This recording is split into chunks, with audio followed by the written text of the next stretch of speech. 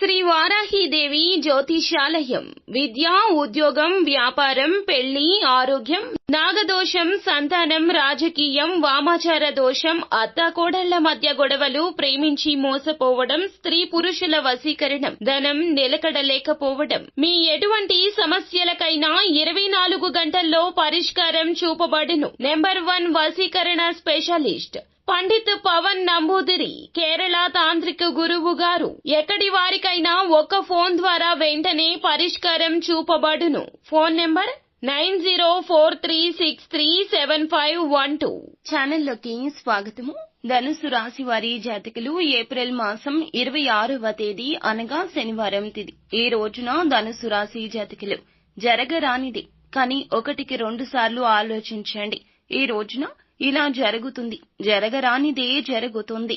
ఇది జ్యోతిష్కులు సందేహం లేకుండా మీకు చెప్తున్న అంశము. అసలు ఏం జరగబోతుంది అంటే సాయంత్రం 7:45 తర్వాత మీ యొక్క జీవితంలో ఊహ కందని ఒక మార్పు జరగబోతోంది. వీడియో పూర్తిగా చూస్తే మీకే అది అర్థమవుతుంది. వీడియో మీకు నచ్చినట్లయితే లైక్ చేయండి. మీ లైక్ మాకెంతో సపోర్ట్ అండ్ ఎంకరేజ్మెంట్ గా ఉంటుంది. ఇక ఆలస్యం అనేది ఏ మాత్రము కూడా లేకుండా మనం వీడియోలోకి వచ్చేద్దాం. జ్యోతిష శాస్త్రం ప్రకారం కుజుడికి, శని గ్రహానికి అసంబద్ధ రాసుల్లో సంచరించడం రీత్యా ఏర్పడినటువంటి షడష్టక యోగం ఒక అశుభ యోగంగా పరిగణించబడుతోంది. ప్రెజెంట్ మనం చూస్తే కుజుడు కర్కాటక రాశిలో సంచరిస్తున్నాడు. జూలై 7వ తేదీన కుజుడు కర్కాటక రాశిలోనే ఉంటాడు. ఇక తరువాత కుజుడు సింహ రాశిలోకి ప్రవేశిస్తాడు. ఇక శని ప్రస్తుతం మీన రాశిలో తన సంచారాన్ని కొనసాగిస్తున్నాడు. ఫలితంగా కుజుడికి శనికి మధ్య కోణీయ విభజన ఆధారంగా అత్యంత అశుభమైన షడష్టక యోగం ఏర్పడుతోంది. ఫలితంగా దాదాపుగా ఈ యొక్క గ్రహాల అమరిక వలన 3 రాశుల వారికి అశుభ ఫలితాలు అయితే కలగబోతున్నాయండి. అందులో ఒక రాశి ధనుస్సు రాశి.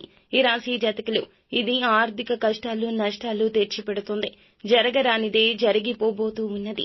ఇప్పుడు అసలు ఈ రాశి జాతకులకు సంబంధించి ఈ యొక్క యోగం ఎటువంటి ఫలితాలు ఇస్తుందో తెలుసుకుందాము. ఈ సమయంలో ఓర్పుగా ఉండాల్సిన అవసరం ఎంతైనా ఉందండి. ప్రశాంతంగా ఆలోచించాలంటూ సూచిస్తున్నారు పండితులు. ఇక ఈ రాశి వారు వృత్తిపరంగా, వ్యాపారాల్లో, ఉద్యోగాల్లో కూడా కొన్ని ఇబ్బందులు అయితే ఎదుర్కొంటారు.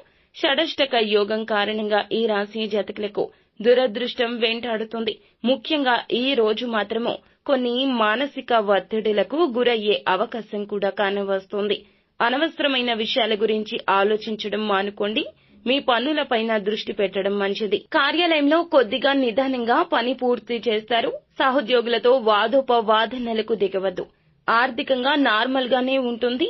ఖర్చులు కంట్రోల్ చేసుకోవడం కూడా మంచిది. కుటుంబ సభ్యుల ఆరోగ్యం గురించి ఆందోళన చెందుతారు. మీకు సరైన వైద్య సహాయం అందించడానికి ప్రయత్నాలు చేస్తున్నట్లయితే గనక మీ యొక్క ఇంటి సభ్యులకు మీరు ఆ విధంగా వైద్య సహాయం అందించేందుకు ప్రయత్నం చేస్తే కాస్త బెటర్ గా ఉంటుంది. ప్రయాణాలు వాయిదా వేసుకోండి. విద్యార్థులు ఏకాగ్రతతో చదవడానికి ప్రయత్నించండి. ప్రేమ వ్యవహారాల్లో కొన్ని సమస్యలు తలెత్తే విధంగా కనిపిస్తుంది. జీవిత భాగస్వామితో ఓపికగా మాట్లాడండి. ఈ రోజున మీరు కొన్ని భావోద్వేగాలకు లోనయ్యే అవకాశం కనిపిస్తుంది. ముఖ్యంగా మీ మనసు చంచలంగా ఉంటుంది. రాత్రి 7:45 దాటాక మీ యొక్క ఆలోచన విధానంలో మార్పు వస్తుంది. ఎవరో ఏదో చెప్పారు అంటూ ఆ ఆలోచనలే పదే పదే ఆలోచిస్తూ ఉంటారు. ఒంటరిగా కూర్చొని మీ మనసు పాడు చేసుకోవద్దు. ఏదైనా సరదాగా బయటికి అలా తిరిగి రావడానికి కుటుంబంతో బయటికి వెళ్ళండి. లేదంటే కుటుంబ భాగస్వామితో ఖచ్చితంగా మీ యొక్క మార్పుల గురించి చర్చించే ప్రయత్నం చేయండి.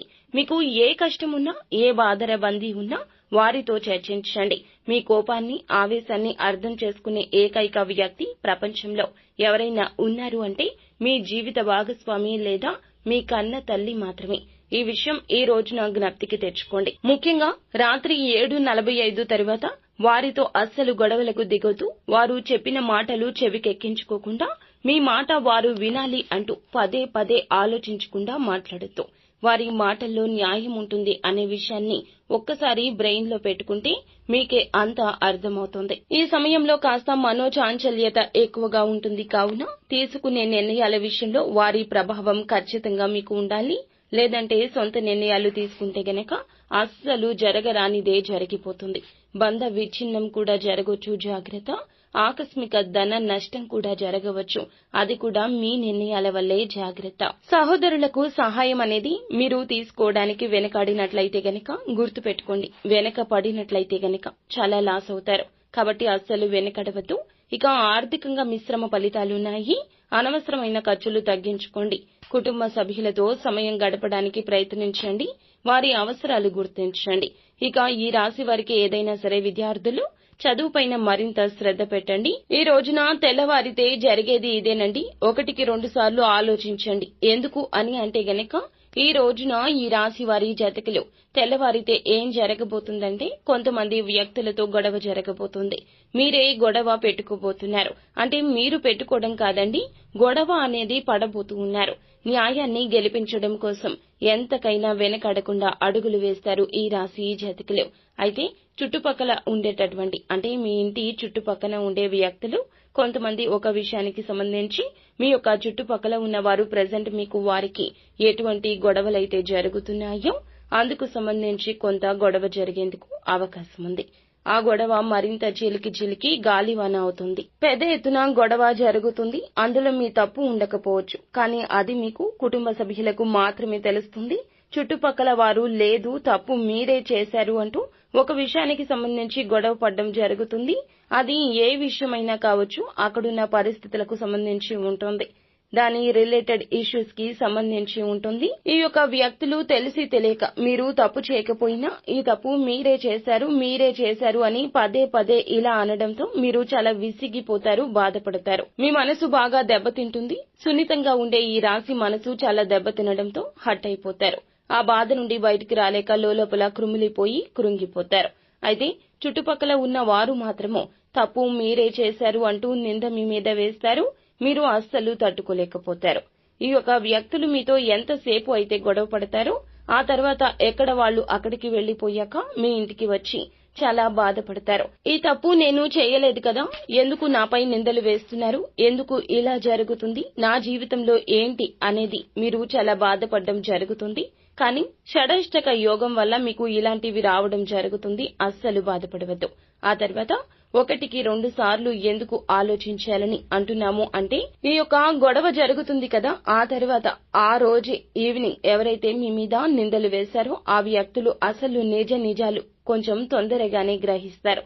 ఆ రోజే మీకు సంబంధించి ఎందుకు ఈ విధంగా ఆ వ్యక్తి అంటే మీ మీద ఎందుకు నిందలు మోపాము అంటూ జరిగింది ఒకటి, చేసింది ఒకరు, కానీ మిమ్మల్ని ఎందుకు అన్నామా అంటూ బాధలు పడతారు. తప్పైపోయింది క్షమించమంటూ మీ ఇంటికి వచ్చి క్షమాపణలు చెప్పి వేడుకుంటారు. మీ చేతులు పట్టుకుని కాళ్లు పట్టుకుని బ్రతిమలాడతారు.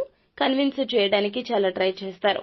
కానీ 1-2 సార్లు మీరు గుర్తు పెట్టుకోండి, మీపై నిందలు వేసేశారు.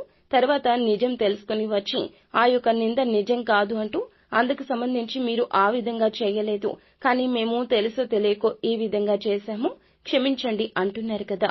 ఇప్పుడు మీరు క్షమించేస్తారు. మరలా ఇంకొక నింద వేస్తారు. అప్పుడు కూడా ఇలాగే క్షమిస్తారా? ఒకసారి ఆలోచించండి. ఆ మనిషి ఎలా ఉంటారు, మీతో ఎలా మాట్లాడతారు, ఎటువంటి మాటలు మీతో మాట్లాడతారు అనేది గ్రహించండి. వీలుంటే ఆ వ్యక్తులను ఇక దూరం పెట్టేయండి. ఈ రోజు ఇటువంటి పరిస్థితులు మీకు కలగబోతున్నాయి. మీ మానసిక స్థితి అంతా ఇక్కడే స్తంభించిపోతుంది. కాబట్టి జాగ్రత్త.